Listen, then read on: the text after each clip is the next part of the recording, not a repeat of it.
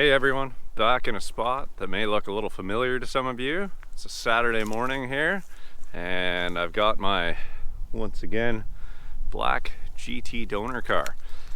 I pulled the dash and heater box out a week ago today out of the blue donor car for Project Zero, and to my surprise, there was kind of a hole next to the AC evaporator. And you could see it right through the side of the heater box. It turns out the car was hit enough that it actually buckled the firewall and broke the heater box. So I've got this one here. The dash is still in it. Part of the windshield as well, which I'm gonna have to clear out of the way to gain access to some fasteners, and hoping the heater box is in good shape. I am lucky this is actually an AC heater box. Interestingly enough, as you can see, somebody's actually capped off the AC evaporator. Not sure why. Maybe it was leaking. Maybe they just wanted to pull the lines and not have contamination in there. Either way, I'll put a new one in there. It'll be fine. But I'm gonna try and get into this and try and get this done as quick as I can. It is getting a little colder out today. Luckily, we don't have any snow yet. It is forecasted to show up shortly. But it is Saturday, and these guys are open for a little while still, so try and get it done before they want to go home. So I've got some thicker gloves on here to try and reduce chances of getting cut. We're going to try and remove as much of this as we can and get some items out of the way to be able to gain access to all these fasteners across the top. And looks like we have to pull the center console as well.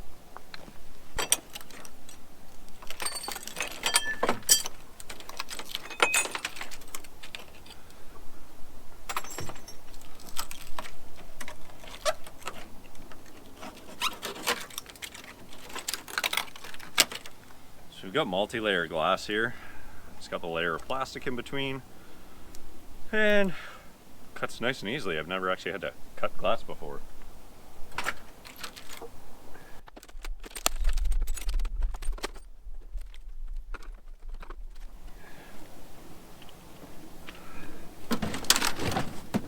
Somehow, even a Foxbody that's completely smashed and rolled over, door opens and closes great still.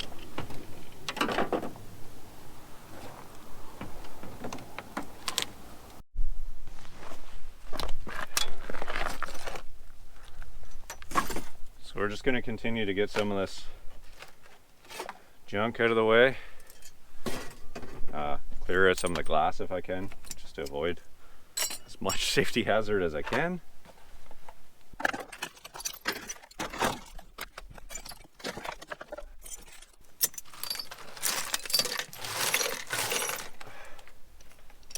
There's a lot of glass. This is all sunroof, I believe. I don't know. Could be something else even.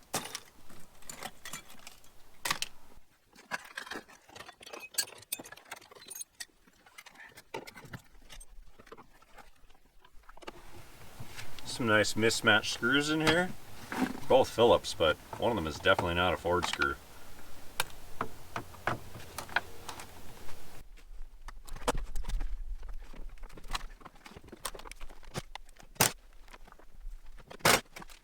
Here's where it starts to get interesting. We've got a Phillips, and then the next one beside it is a Torx. Definitely been apart a bunch. Lovely.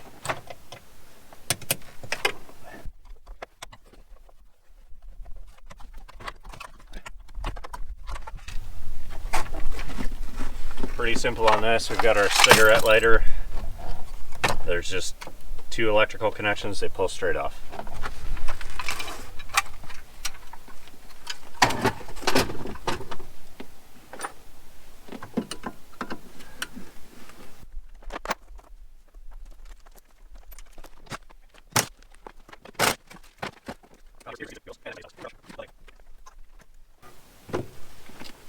Let's get this console out of the way first, make things a little easier.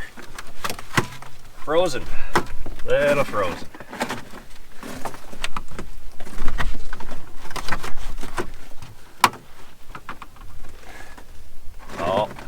missing a couple fasteners back here.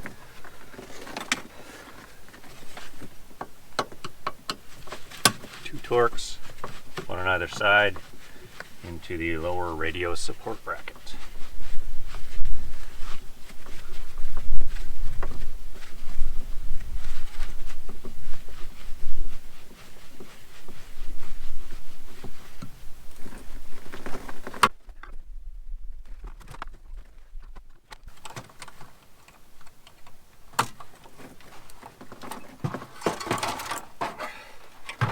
We're actually going to save this trunk release button, and I'm going to take the power hatch latch out of this and retrofit it into the coupe.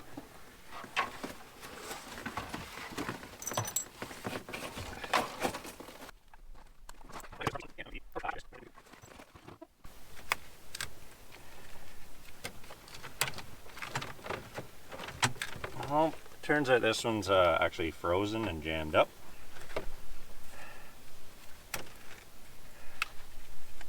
So I can't twist the cable. There we are. Ah, never mind. It's the classic dial. It's cracked. That would be why. Right there. Couple 3/8 here. Spin them off those plastic studs, we'll be good to go.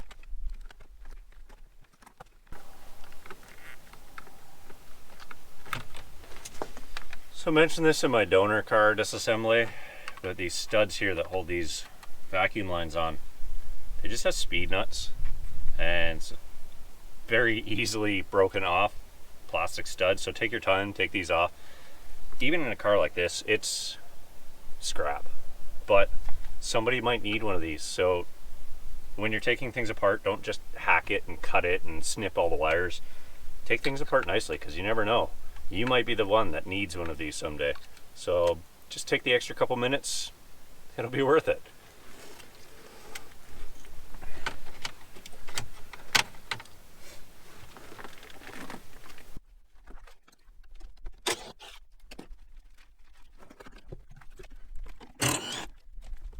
Couple 5/16 bolts along the bottom. We have perimeter on the top there, handful of Torx. Try and get this brought back some, but first we're going to need to disconnect the hood release and drop the column out of the way. The 1/2 inch and 9/16 on those.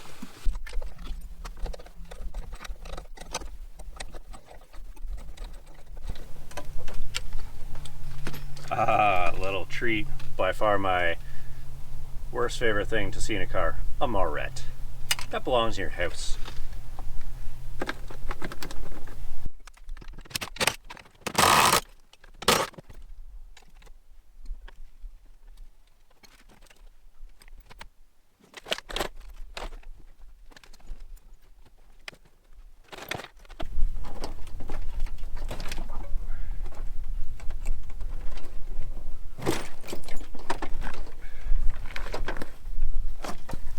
Again with the Morets, nice.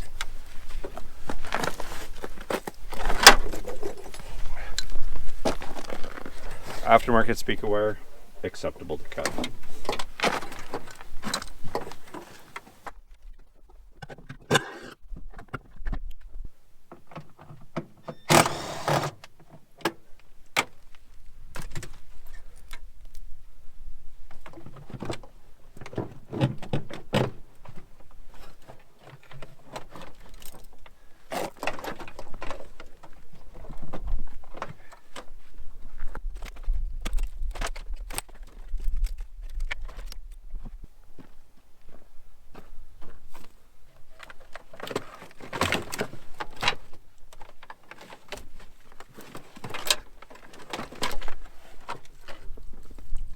Here we have it, one heater box removed.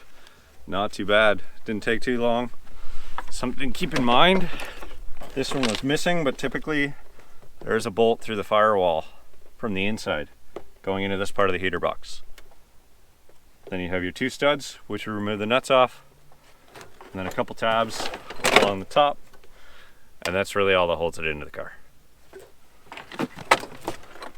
still hear some glass in there, so we're gonna have to pull that out. Make sure we disassemble, clean the inside, get rid of any mouse nests or anything like that. Give it a good wipe down, clean, simple green, disinfect. We don't want to be putting any smells into the car that weren't there before.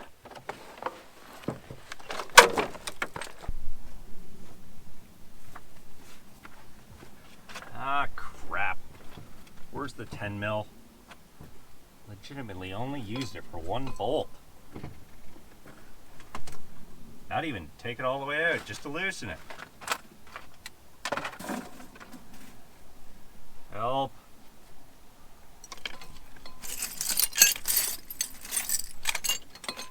There we are, guys. One Foxbody heater box successfully removed. It hasn't started snowing yet. We're doing pretty good here. And the breeze is kept down relatively well.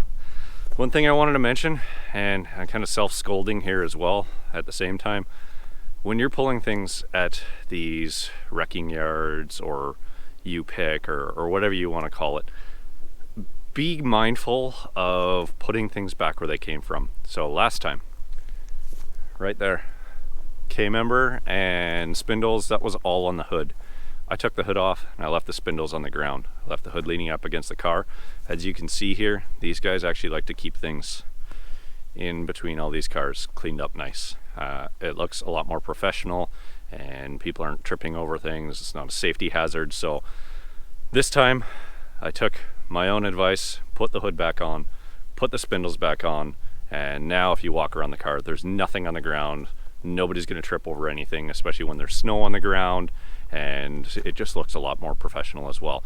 I hope you guys can appreciate that, and please take the same initiative. It's really appreciated by the guys that own these yards, and they're putting a lot of time and effort out to keep things clean and organized for your benefit, and we want to keep these guys around. A lot of the times the government's pretty picky with them, so we want to keep them around because they're helping us out and we can keep these Foxbodies alive. They've been very fortunate, as you can see off in the background here, to actually keep some of these Foxbodies around, and very, very beneficial for us that are still in the hobby trying to rebuild these cars or trying to keep them going or whatever your level of project is at. So hope you guys enjoyed that. Subscribe, stay tuned, hit the bell for more, and please like these videos. Thank you very much. Oh yeah. If I swap.